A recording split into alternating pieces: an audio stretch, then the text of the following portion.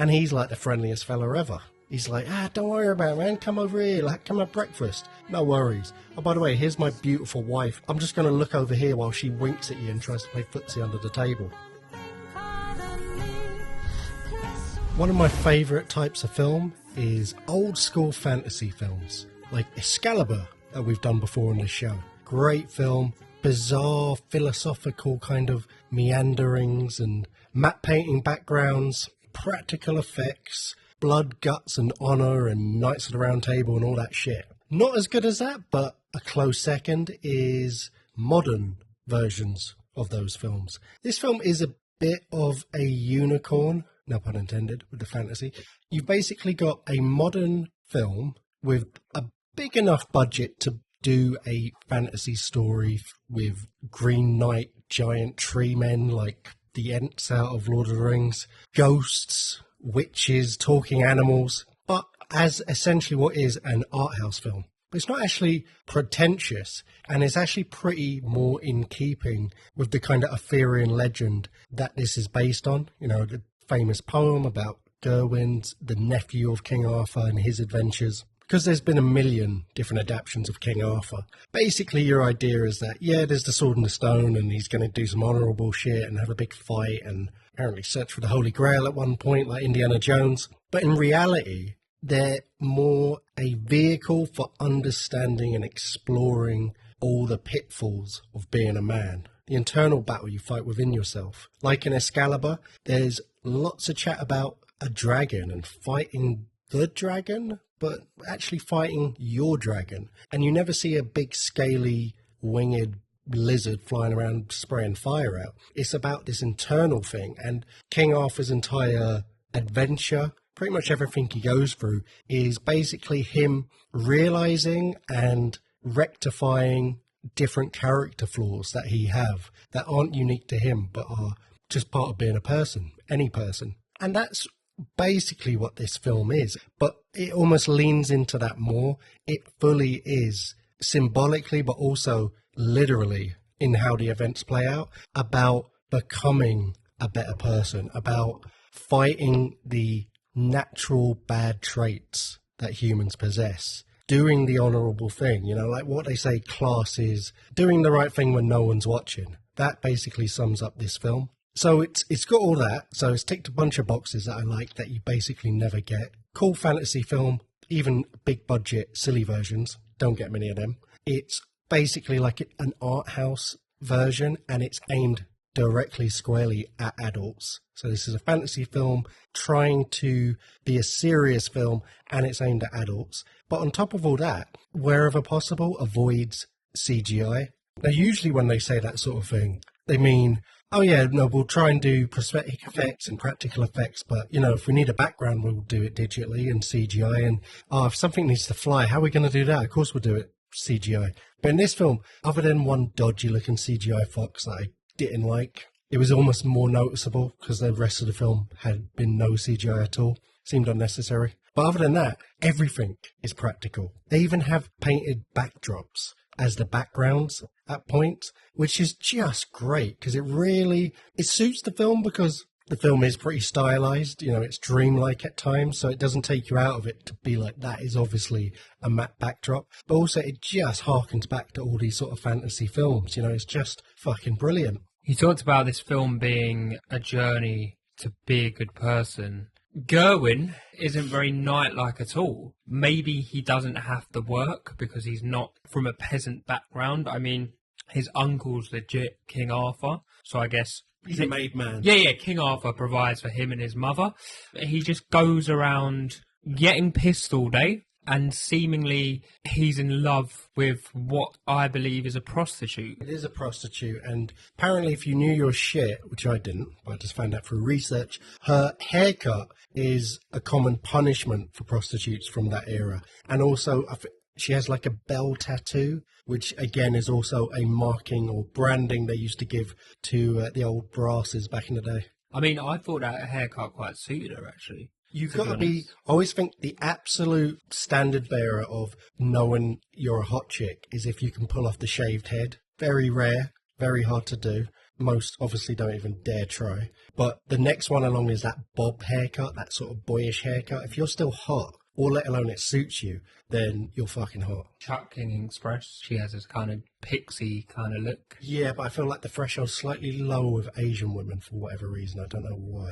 Fair. Well, the beginning of the film is just sort of like character building, fleshing out, introducing us to Gawain's life. If you didn't know the poem or you didn't know the lore, we don't actually know he's King Arthur's nephew to later on, when he actually comes back from a night of drinking, flops down in his bed, his mother comes in, and you know, his mum, it doesn't matter if you're Sir Gawain, a knight or just a normal person, the mum's being annoying after a day of drinking, like, where have you been? And he's lying, saying, I've been to church all day long, which he hasn't. He's been in the whorehouse with his bird and getting pissed. I wonder if he says that to wind her up as well, because this was an addition by the film. It wasn't in the original poem, but she seems to actually be a secret witch slash sorcerer, suggesting like pagan influences or roots, which obviously goes up against like the Christian King Arthur legend and Christian Britain at this time. So wonder if he maybe knows that on some level, or knows she has leanings towards paganism, so it was an obvious lie but also trying to wind her up a bit more. And his mum says, are you not going out for the festivities later on? And it's Christmas Eve, isn't it? Or is it New Year's Eve? Yeah, because that is another thing I did not expect when I was getting into this film, that I was really happy with, was this is a Christmas movie. We get to put this film into our Christmas movie playlist, along with Die Hard and the other unconventional Christmas movies, which, again, just give it a kind of cool tone. Like, I feel like the commercialized version of Christmas, which, don't get me wrong, fucking love. Like, that is the sort of Christmas to me. But that overshadows the traditional religious version of Christmas to the extent that I forget they would have had Christmas back in the day. And I can't think of too many medieval set films that feature Christmas.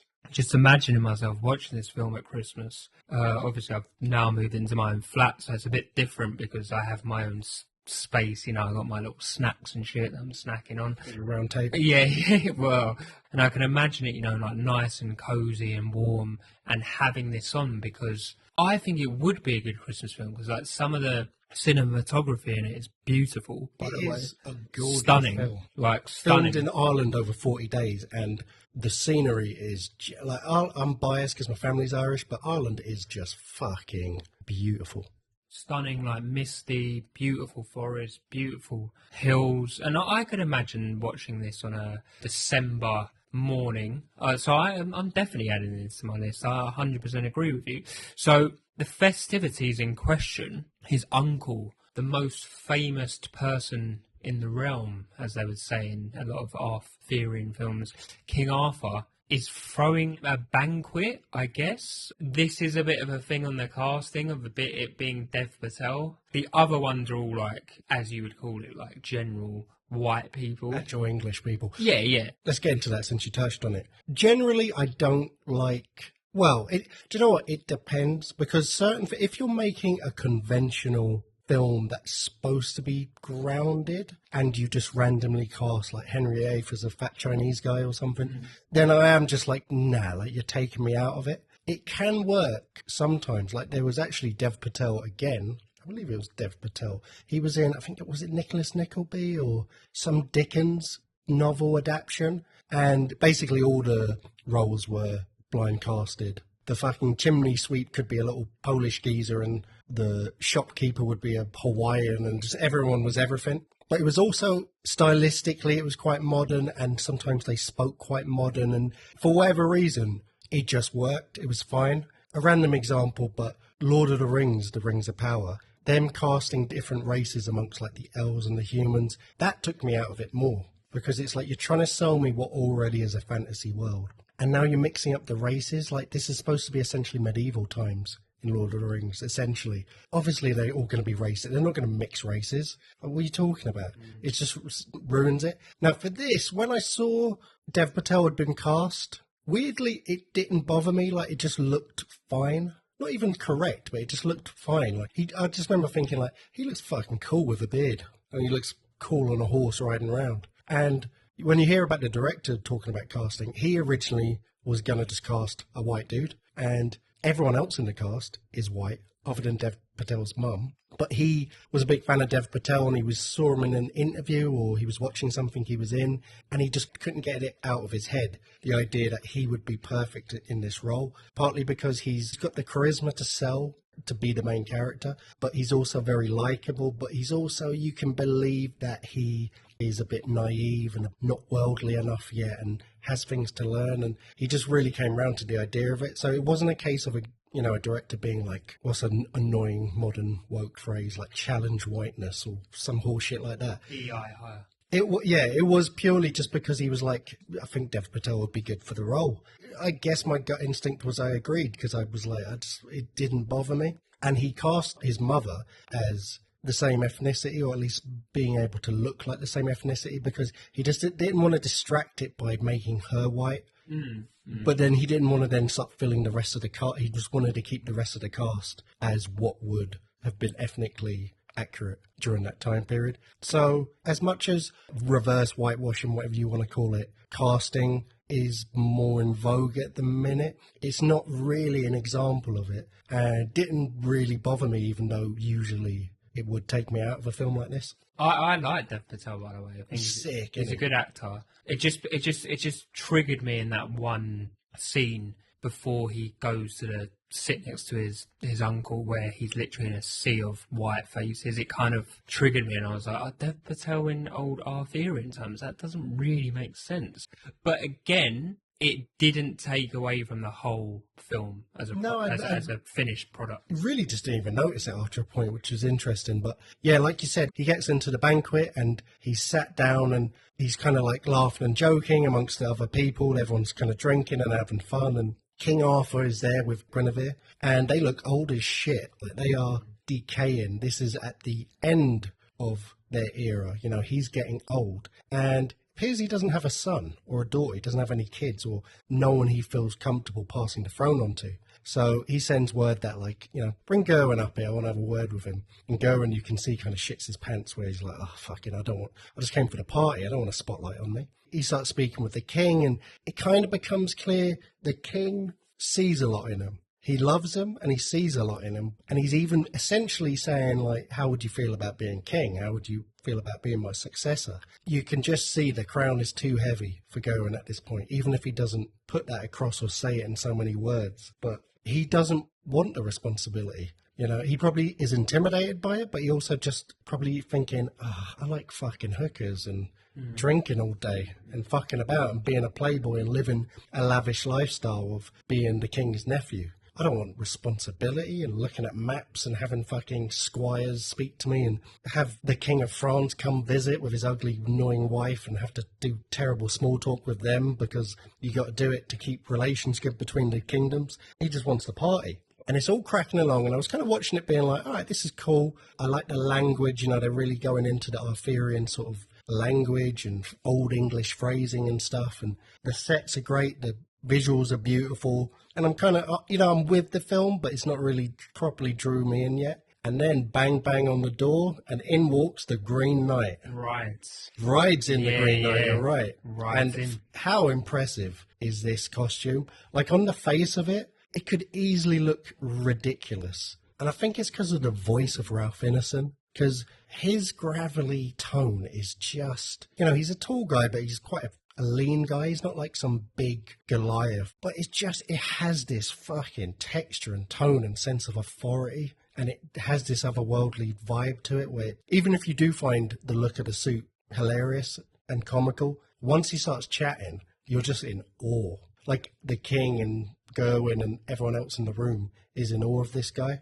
It's mad, isn't it, to see his career pan out, like going from Chris Finch, bloody good rep. Best rep paper salesman in the country. Absolutely, iconic role, don't get me wrong, but you don't really picture him going on to be as an amazing actor as he's turned out to be. Imagine your voice being that unique. It's like the gold standard of voices. But what is the Green Knight's motive? Bursting in, riding into this banquet. That was my first thought. Is he coming in to take out King Arthur, to claim the throne and the kingdom? No, he wants to come in and essentially play a Christmas game. So the bet is, or the game is, he will allow someone within the banquet to strike him, but a year later, after the strike has been dealt, he is allowed to give payback with his own strike. So everyone's like, in the crowd's like, fuck it, I don't want to do it because this guy's about 6 foot.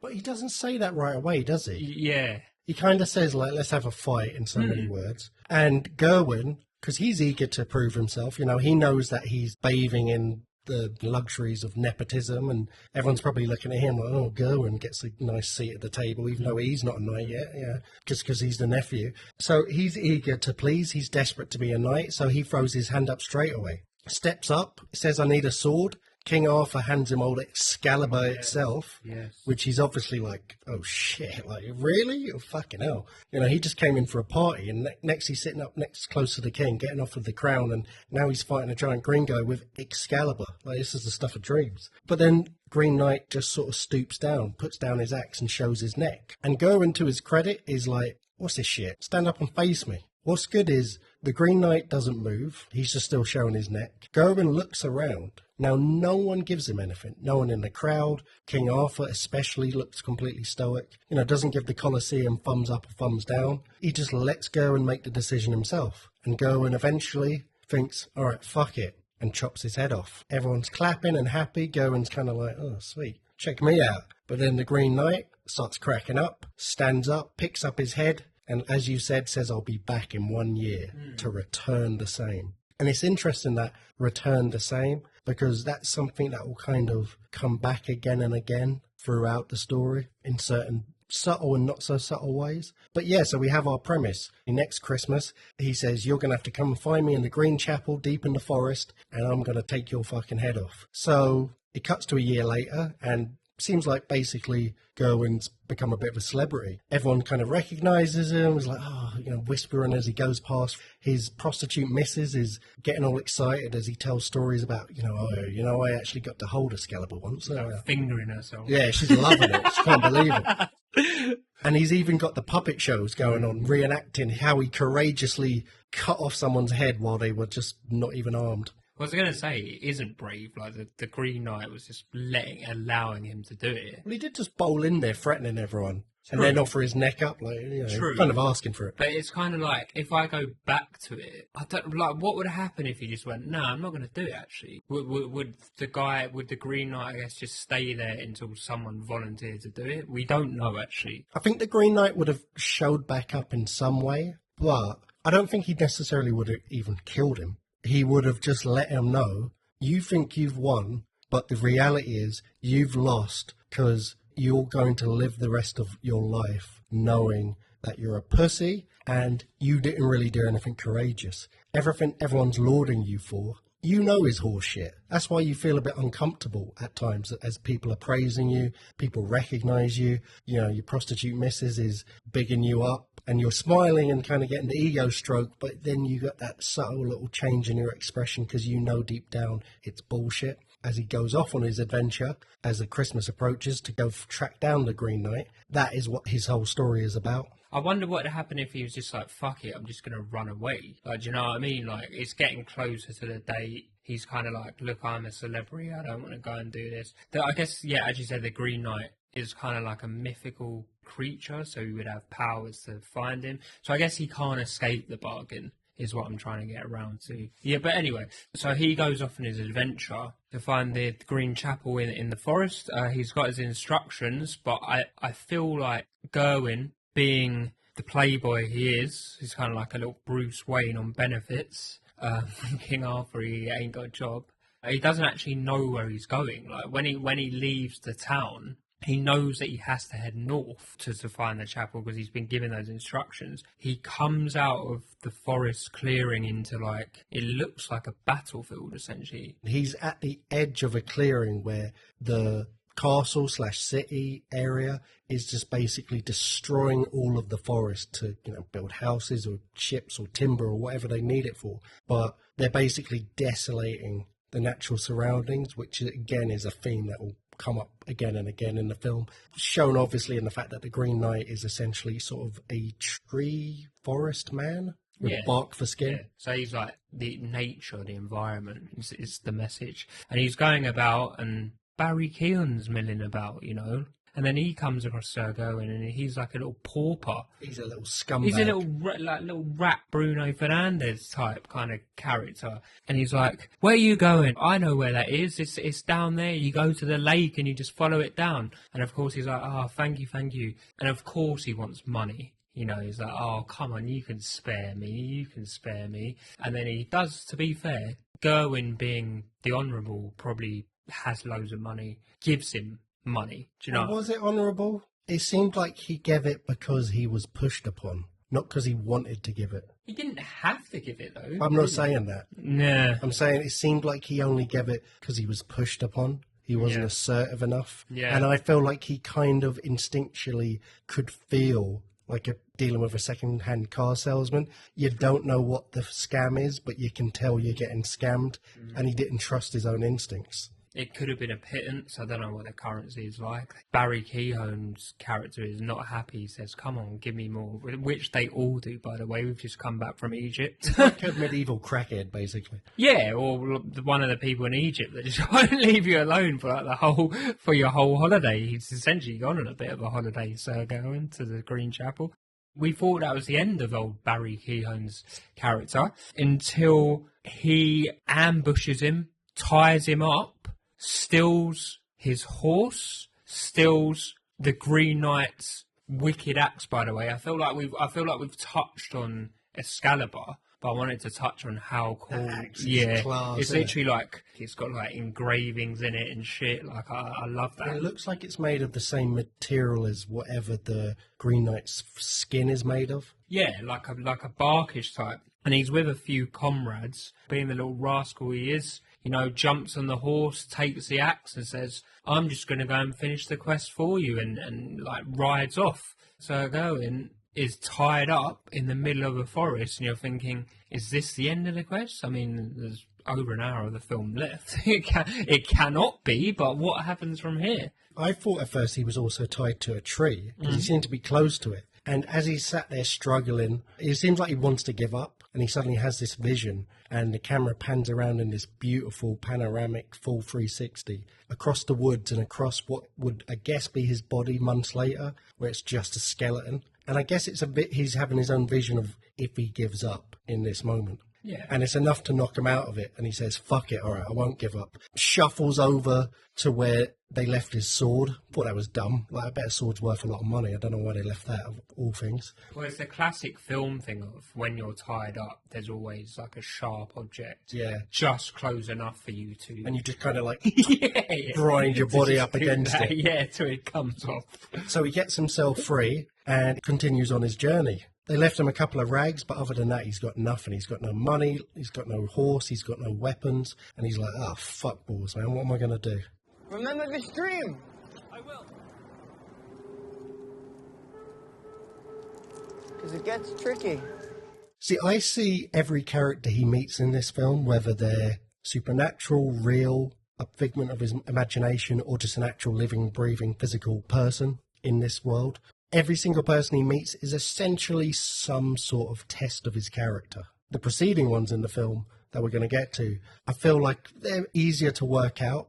If that's also the case for Barry Keoghan's bunch of scavengers and ambushers, what do you reckon the test was? It's a hard one because I was going to say whether he was generous to give him the money, but he did give him the money and they still got done by it. Yeah, because how could that be the test if it would have had no effect on what would happen to him? I think the test was trusting his instincts. I think all being naive, either he instinctually, as I think, knew there was something wrong there and wasn't assertive enough to call him out on it and not give him the money and not listen to what he was saying because it was obviously bullshit. Or it was about being naive. You know, he essentially fell at the first hurdle.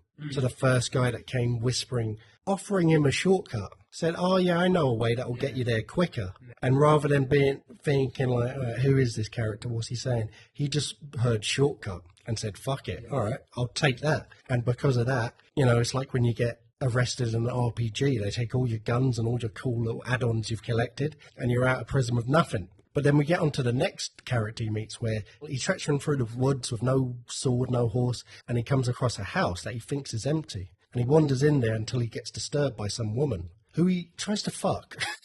Like, they have a brief sort of conversation, and he gets the wrong vibe and goes to touch her, and she's like, don't fucking touch me. Yeah. Call yourself a knight.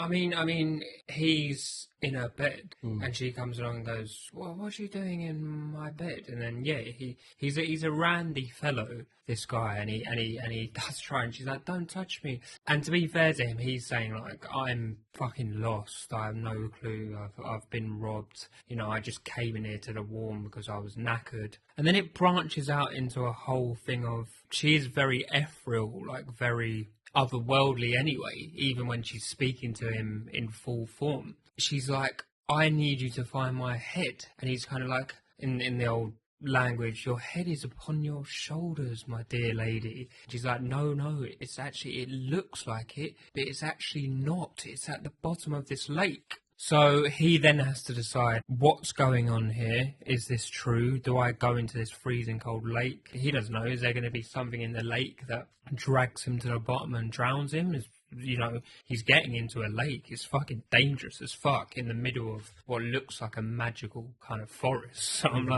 kind of like, I've seen these kind of things. I'm not going to do that. But he does do it. He does go and does get into the lake. He scrabbles about and he finds the lady's skull, goes back to the house, and in the bed that he was in is now a skeleton that wasn't there before, which is her body, and he places the skull back to complete the body. Now, as I'm saying this, I'm trying to think of your theory here about each one presents a challenge. So I'm thinking, what does this represent for him? Losing your head and finding your head is like a recurring thing, because obviously he chops off the Green Knight's head at the start. The end game of his mission, unless he fails or he can stand up to the Green Knight or turn the tables on him and somehow, is that he's going to get his head cut off. He has nightmares and visions and hallucinations of his head getting cut off. And now this woman is asking him to find his head, and he has to go into the water to find it. And I was getting, again, Excalibur vibes, lady in the water, the sword gets thrown into the water, but then it returns. And it's a beautiful use of colour when he's underwater, where it gets all these red filter tones and lights. And that's a recurring thing as well, where there'll be a distinct use of colour, especially towards the end or during certain challenges. It's almost like moving along the colour wheel towards eventually getting to green. All right, so he goes underwater, he finds this lady's head, he returns it to her. She's saying, it looks like it's on my shoulders, but it is not. I don't know, is that him losing his head? Is that him trusting his mind? Yeah, I was going to say that. Is it something the opposite of Barry Keoghan's character, where he should have followed his instinct and not trust him, to then he meets this woman who seemingly, she's telling him, has lost her life. Her head's got chopped off by a knight coming into her home. To him having to take the jump, just trust that she's a good person telling him the truth. Well, maybe it's less about her and maybe it's more about he committed this act of cutting off the Green Knight's head when he had laid down his axe and just presented his neck. Something that won him kind of platitudes and celebrity status within the castle. But he knows deep down was not an honourable thing or a beautiful or a good positive thing. And now he's given the chance to basically do the opposite. He's getting to return someone's head who lost it in a violent act. Yeah. And the reason the axe magically reappears, which is essentially, I don't know, letting him know magically that, all right, you failed the last test, we took your horse, but you passed this test, so here's the axe and be on your way. Because essentially I feel like the Green Knight on some level is pulling the strings to have all of this play out in the way it plays out. It's him essentially saying, you did good, continue on your journey. Because it's weird, like, again, like in Excalibur and in this film, it's not like he's fighting ogres or some evil villain like Sauron from Lord of the Rings that wants world domination. He's not even necessarily a villainous character, the Green Knight. And all of the strange people he comes into contact with, other than the bandits who ambush him, because they're just normal human beings, but everyone almost, it's like they're trying to get him to fail, but they're rooting for him to not. Yeah. Do you know what I mean? Yeah. It's like everyone we meet.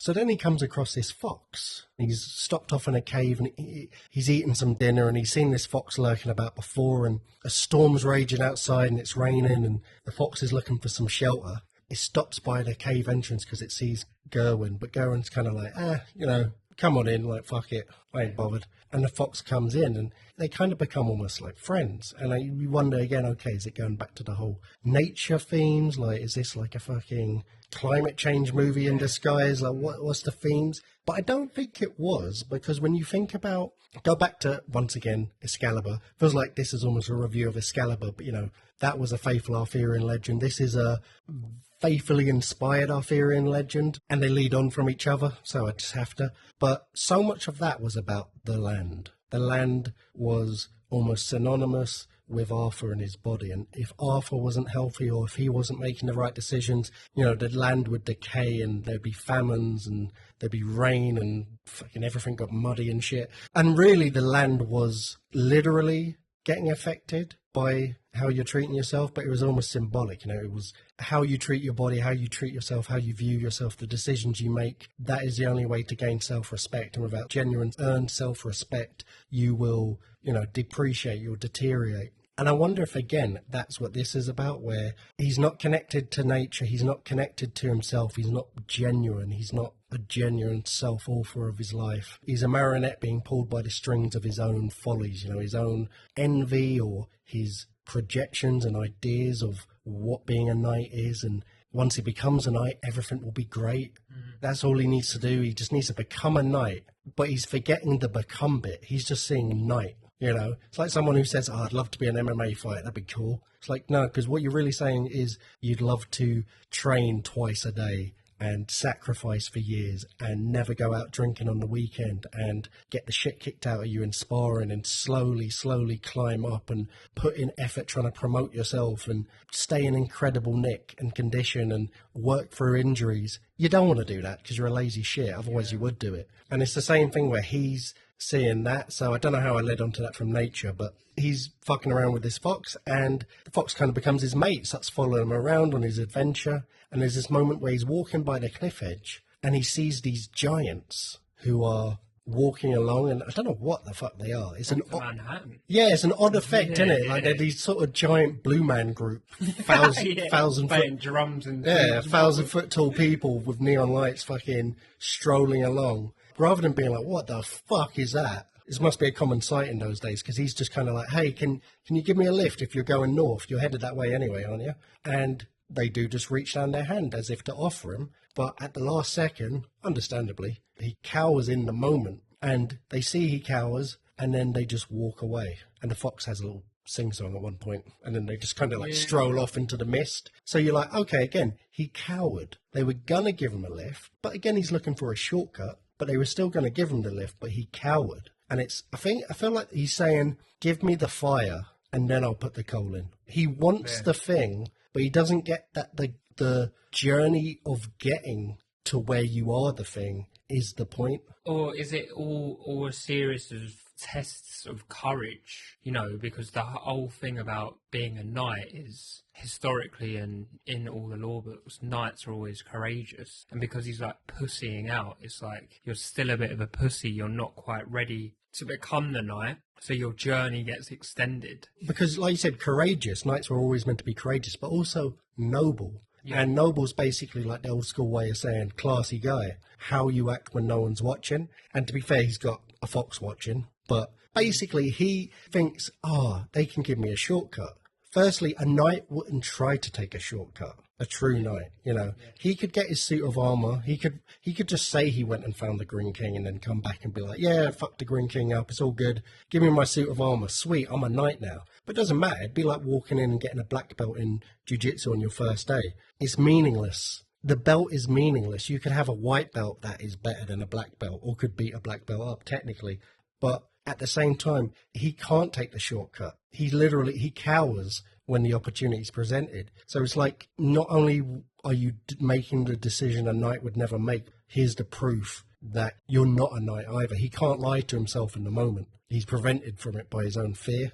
Yeah, so next he comes across the big manor, trudging through the rain, and he bursts in through the doors, and the moment he gets through the doors, he sees sort of a blinding light of a fireplace and some happy, friendly guy who's like, how you doing? Good to see you. Fucking, it's like walking into Cheers, like everyone's happy to see you. And he passes out and he wakes up with no clothes on, washed and bathed and in a luxurious bed, and Joe Edgerton playing the Lord, and he's like the friendliest fella ever. He's like, don't worry about it, man. Come over here. Like, come have breakfast. You're not even far from the Green Chapel. Don't worry about it. It's like a day's journey from here. Chill with us till Christmas time, then you can leave in the morning. No worries. Oh, by the way, here's my beautiful wife, who's played by the same actress as your prostitute lover. I'm just going to look over here while she winks at you and tries to play footsie under the table. So this is the most obvious challenge, I feel like, to decipher, where it is literally, how do you act when no one's looking? Because the king's kind of like, have everything here. You can have anything in the castle you want. I'm just going to go on a boar hunt for 3 days. I'll bring you back some beautiful meat. Look after my wife. Look after Mia Wallace while Mr. Wallace is out of town, Mr. Vega. I'm sure you won't fuck her because you're a wonderful, noble knight. See you later. Yeah, so someone's essentially offering the hand of help. You're getting temptation put in front of you. This is the test of honour. This is the test against lust and greed, and comfort, yeah. And it's to the level of test that the wife is coming into his room in the morning and go, literally he's in bed going, why didn't you come to my room last night to fuck me? And he's like, oh, I wanted to. And remember, he's got the other moral things in his head that he loves his prostitute bird back home. So in his head as well, he don't want to cheat on prostitute. Well, technically it's the same actress, so is yeah, it cheating? I know, but yeah, but well, it's also fucking this geezer's and also, wife. and also that kind of was like, because the prostitute's probably back at home. Mm-hmm. She's still at work. So when you're doing your quest, she's probably fucked 100 man. Well, I don't know if she's... I get the feeling she's a former prostitute. Right. Maybe he met her as a prostitute and was like, I'll give you some shekels. Stop sucking other guys off because I love you. I mean, it did start with, at the start of the film, they were legit in a prostitute house, though, weren't they? Yeah, but it's probably where she lives. Yes. Yeah, but then she is obviously still a prostitute. But then I guess he can't also bring her to his yard because his mum's like, look, you're the nephew of... You're bringing yeah.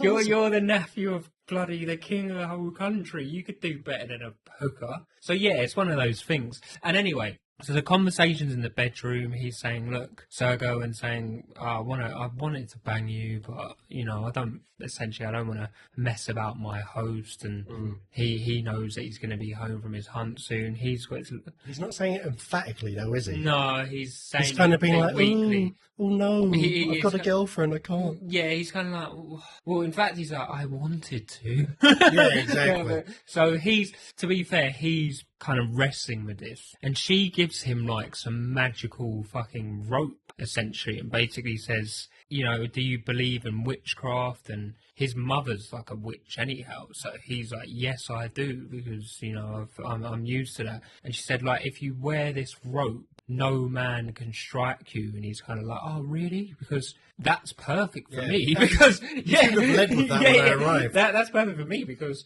I'm going to see an 8-foot tree creature that's going to chop off my head on Christmas Day. So give me the magical rope. You missed out the big bit where she fucking wanks him off. Oh yeah, I forgot about that. Now, does she wank him off? Does she ride him? I couldn't really tell. I don't know. She wanks him off, I think. And we get a nice extreme close-up, macro lens of the cum dripping off the fucking magical green rope thing. Does that count getting wanked off? Yeah, it does, doesn't it? What, as what? Cheating? Does it? So that means he's failed the test, isn't it? Really? Yeah. Well, I think it's abundantly clear when she says the moment he comes and all the guilt's draining into him immediately, she just looks at him and goes, you are no knight, and walks off out of the room. Yeah, brutal. I mean, I don't know. It's annoying that we don't actually know whether it's a wanking off or a fuck, because that is in a sense, that's two different levels of cheating. I mean, once genitals are exposed, I think it's all fucking just as bad. Hypothetically, if you're faced by the king comes back and finds out about it.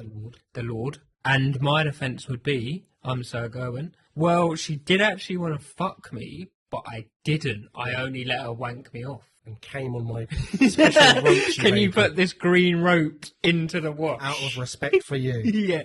But the Lord, like the performance as the Lord is probably my favourite performance in the whole film. And there's a lot of good ones, but Joe Edgerton, whatever you say his name is, he just plays it so well. Like there's the moments before he leaves on the boar hunt where they're sat around a fireplace and they're just chatting. And it's like Jeff Stelling with Chris Kamara level of mugging off. Like he just has a level of intellect and wit and charisma.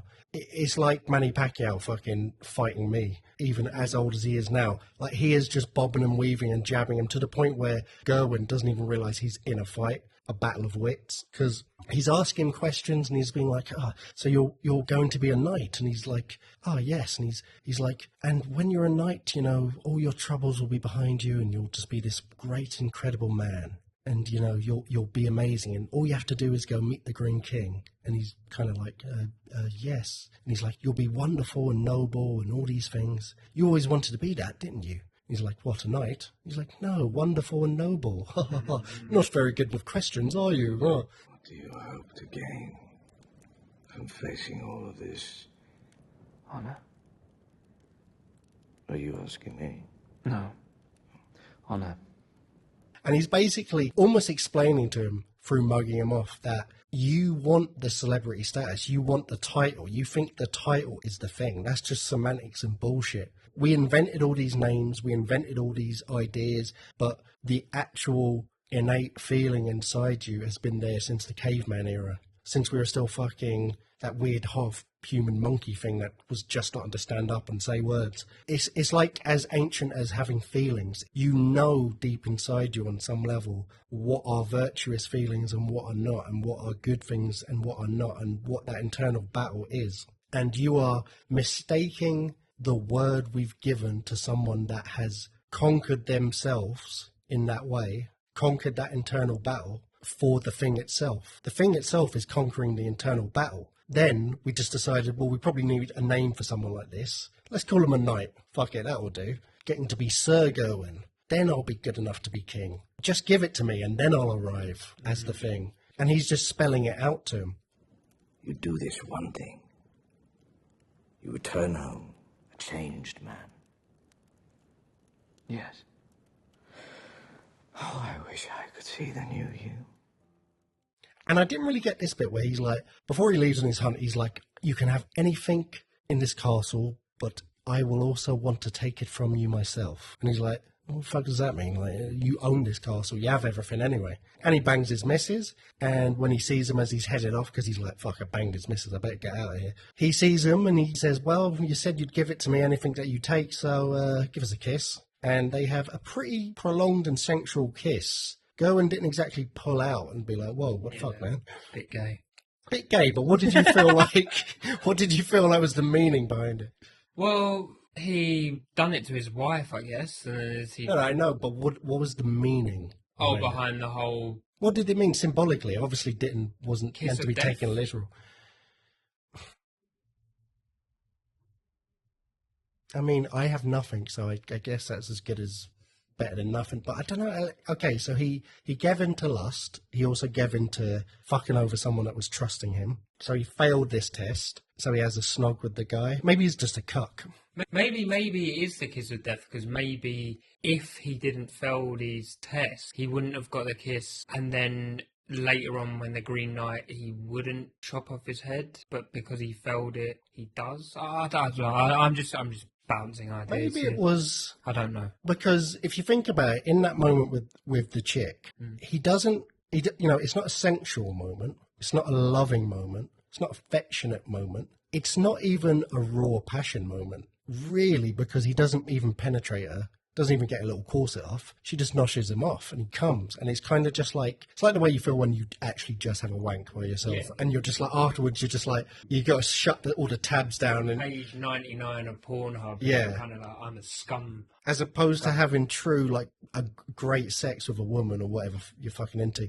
The afterwards is nearly as good because you're just bathing in it. You're fucking there with each other. You're fucking, it's great. Yeah. So I wonder if it was almost... He gave in its most basic, unconnected, unrefined form, his lustful animal-like instinct. And what the Lord asked for back instead was actually a tender, intimate moment. You know, he didn't say, come behind this tree and wank me off. He just had a kiss with him, and it was like, I don't think Gerwin's gay. I don't think really it literally even happened, essentially. It's all kind of symbolic to some level, but he's almost showing him, you know, you like to fuck your prostitutes and you think you have a connection with her, but you don't have a connection with her. You're lying to yourself. She asked you back before you left, you love me, but would you have me as your queen? And he can't even answer her. But she knows the answer with his silence. But, you know, when he's getting all excited because they're in bed and she's being like, oh, tell me the story about when you held Excalibur again.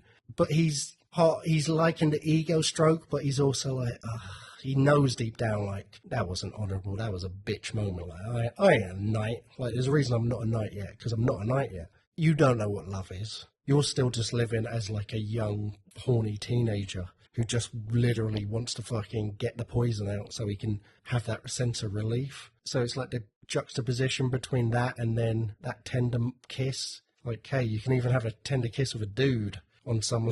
I don't know. I'm trying to find something. I'm really struggling. I don't actually know. We'd have to look into it. But you know what? I don't want to look into... I don't want to have it laid out. I don't want to have other theories. I want to try and get somewhere first, but fuck it. My understanding of the original poem, the Green Knight ends up to be this lord in disguise. That's my understanding of the poem. But obviously it's changed in this film. I don't think... Is it changed? I think that could be inferred even if it's not explicitly said. Yeah. But literally in the poem it was that guy. Do you know what I mean? Does he have just like a fake not green beard on or something? Yeah, but basically, essentially, yeah. And like, he's testing him with his wife, and then he fails the test, and then the Green Knight reveals him. Like, it was me this whole time. Do you know what I mean? Like, it's also interesting that it's played by the same actress, but it's like, okay, so it's the same, literally the same person, but with a different dress, a different tone, a different accent, you know, polished. Now, is this good enough for you? Yeah.